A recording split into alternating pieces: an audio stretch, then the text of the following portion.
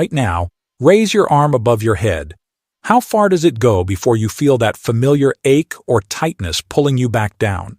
For most of you, that restriction gets worse every single year. Not because the shoulder is too damaged to heal, but because the one exercise that actually fixes it is almost never prescribed. And it gets worse. A study from Tokyo University found that over 70% of seniors who treat shoulder pain incorrectly develop permanent restricted movement within 3 years. So today, Japan's oldest doctor is going to make sure you are not one of them. Welcome back to the Senior Health Podcast, where East meets West to help you age strong, move freely, and stay independent. Doctor, why do so many seniors stay stuck in this cycle of shoulder pain that never fully resolves? Because everyone treats all shoulder pain the same way. Same stretches, same rest, same anti-inflammatories. But shoulder pain is not all the same. The shoulder is actually one of the most complex joints in the human body. It has the greatest range of motion of any joint, which also makes it the most vulnerable to very specific, different types of breakdown. When someone says their shoulder hurts, that tells me almost nothing. Where it hurts, when it hurts, and what movement triggers it is what we need to know. And that is exactly what we are going to figure out together today. So before we get into any exercises, we need to identify which type of shoulder problem we are actually dealing with. Precisely. We have 3 distinct types of shoulder pain, so for that reason, we are going to do 3 quick diagnostic tests together right now.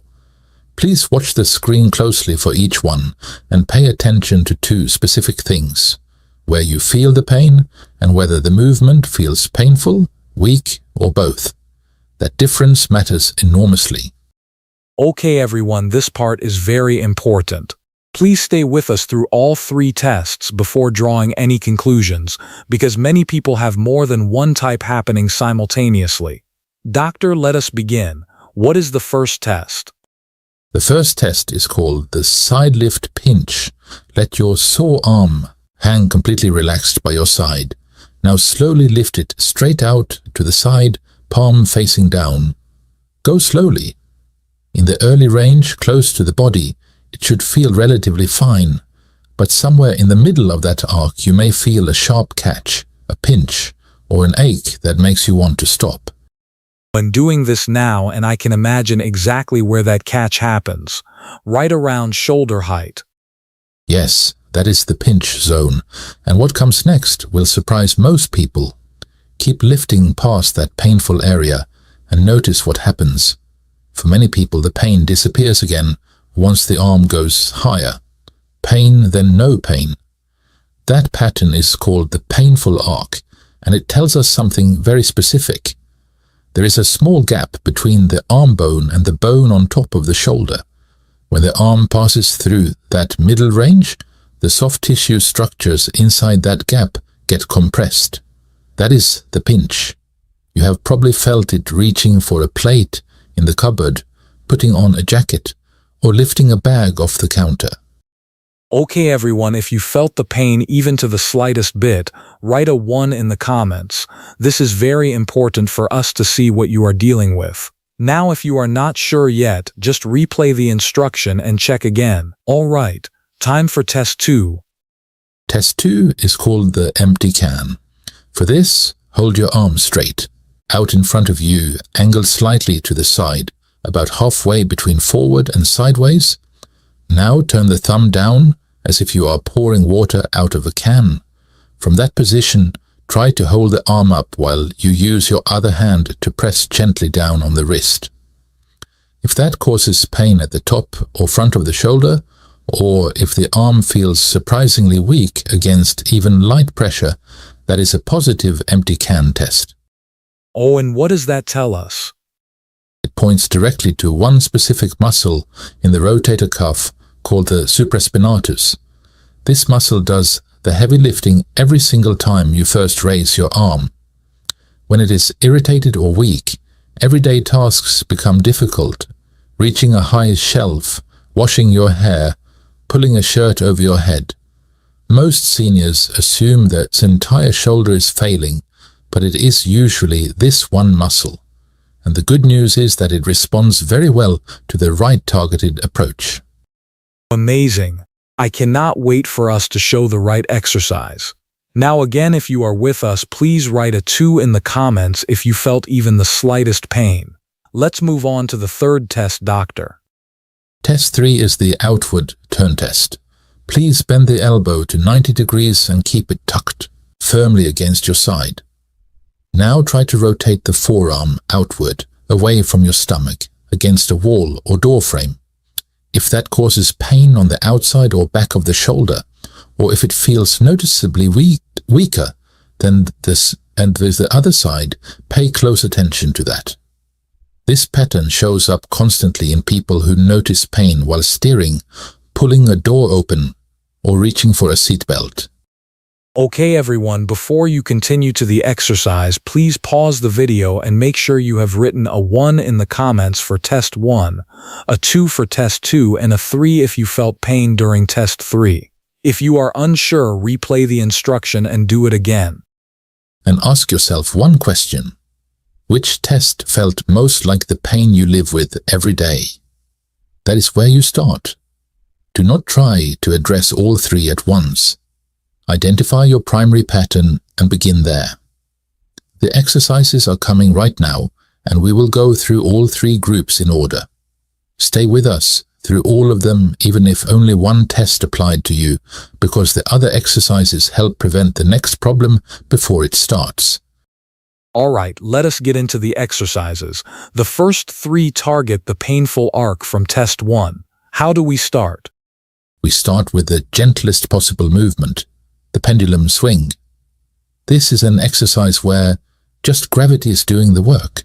Find a sturdy table or the back of a chair, something around waist height.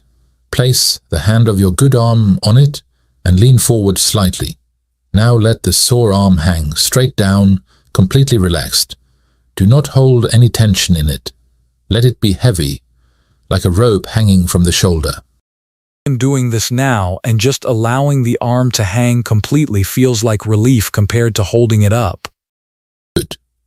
Now begin with small movements. Swing the arm gently forward and back. Small, easy swings. Not big, not fast. Just a gentle pendulum. About 30 seconds of forward and back.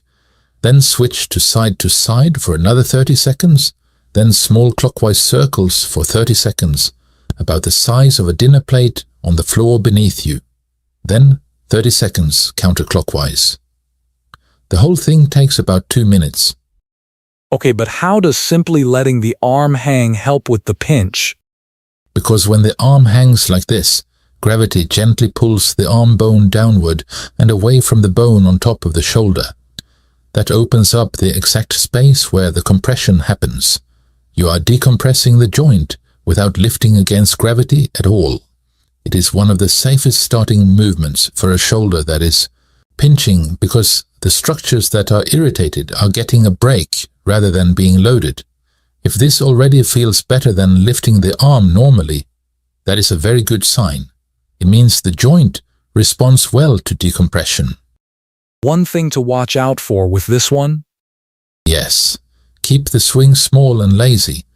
If you swing too big or too fast, the shoulder muscles engage to control the movement, and that defeats the purpose entirely. Let gravity create the motion, not the muscles. Right. Now let's continue to the second exercise for the pinch group. The second exercise is the table slide. Sit at a table with a small towel or cloth on the surface, something that slides easily. Place the forearm of the sore side flat on the towel, palm down, and elbow close to the body. Now slowly slide the towel forward along the table. Let the arm glide out in front of you until you feel a gentle stretch in the shoulder. The moment it starts to feel genuinely uncomfortable, you stop, hold for a second, and then slide back slowly. We do this for 8 to 10 repetitions. So the table is doing the heavy lifting here. Exactly. The table supports the full weight of the arm throughout the entire movement. The irritated structures inside the shoulder do not have to work to hold the arm up. They get a complete break while range of motion slowly rebuilds. Think of it like this. You are asking the shoulder for permission, not forcing the door open. The most common mistake is pushing too far too fast. People assume more range means faster healing. It does not. Forcing past the first hint of real discomfort irritates the same structures you are trying to calm down. And the third exercise for this group? This is the shoulder blade squeeze. This one does not look impressive, but it may be the most important of the three, so please everyone make sure to not skip this one. Now for this, sit tall in a chair, feet flat on the floor, both arms hanging relaxed. Now gently pull the shoulder blades together toward the spine and slightly downward. Imagine tucking them into your back pockets. Do not shrug up. Do not arch the lower back. Just hold for 5 seconds and release slowly for 8 to 10 repetitions. Interesting movement, and it actually feels very nice. Why does a shoulder blade exercise fix a shoulder pinch? Well, because the way the shoulder blade moves directly controls how much space exists in that pinch zone. When the shoulder blade sits correctly and moves well, the bone on top of the shoulder lifts slightly and the compressed space opens up. If the shoulder blade does not move well, the pinch zone stays tight no matter how much you stretch the arm itself. Many people notice the side lift pinch test starts improving within 1 to 2 weeks of doing just this exercise consistently. Okay, test 1 with exercises is finished, but I recommend everyone still listening to stay with us for the next exercises because these target something completely different. If the empty can was the test that felt most like your pain, the next section is specifically for you. Correct. Doctor, the empty can test pointed to the supraspinatus. How do we approach reloading that muscle safely? Very carefully. The supraspinatus is usually both irritated and weakened at the same time. The instinct is to strengthen it aggressively, and that is a mistake many seniors make. The key is to calm it down first and then build tolerance gradually. So we start with the wall slide. Stand facing a wall about 1 step away. Place both forearms flat against the wall at roughly shoulder height, elbows bent, then slowly slide both arms up the wall, keeping the forearms in full contact. The entire time go as high as comfortable without forcing it, then slide back down. We do this for 8 to 10 repetitions. What makes this safer than a standard shoulder press or raise? The wall provides constant support and feedback. The forearms cannot peel away from the wall without you immediately knowing you have gone too high. The supraspinatus is being asked to work, but within a controlled range where it cannot be suddenly overloaded. If this movement is completely pain-free from the start, the muscle can tolerate this level of load, and you are ready for the next step.